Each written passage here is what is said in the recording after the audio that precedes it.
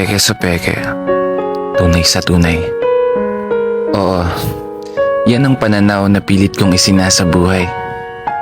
Sa kabila ng pagiging totoo, sa mundong taglay ang iba't ibang tao na may iba't ibang kulay. Iba't ibang tao, yung ilan may nakatagong sungay. Isang mundo na kung saan pahirapan makilala kung sino yung makakaramay o sino yung tutulak sa hukay. Well, simplihan na lang natin. Kung ayaw mo sa akin, ayaw ko din sa'yo. Kung gusto mo ako, edi gusto kita. Kung nagtitiwala ka sa akin, magtitiwala ako sa'yo. Pero kung galit ka naman, wala akong pake. Kasi hindi na tayo bata gaya ng dati. Makikipaghabulan kapag ako na ang taya.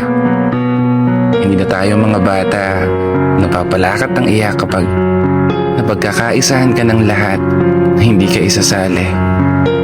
Hindi na tayo mga bata na magmumukmuk na lang sa isang tabi kapag naputol yung tali ang saranggola mo na pinaghirapan mong gawin ng buong gabi. Nakuha mo? Hindi na tayo mga bata magdadamdam ng sobra kapag hindi nabili ang gusto nating laruan. Oo, hindi ka na bata na magkukulong na lang sa kwarto mo kapag hindi ka napapaboran. Hindi ka na bata na magpapaapekto na lang sa mga sasabihin ng ilan.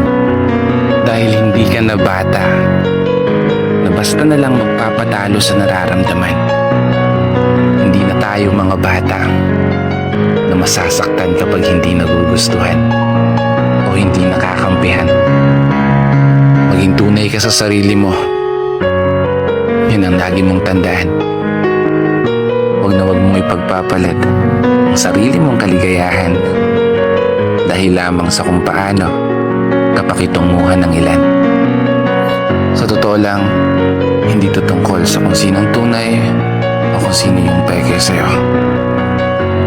Tinapik lang kita at pinaalala na hindi ka na bata. Kaya gawin mo kung anong gusto mo.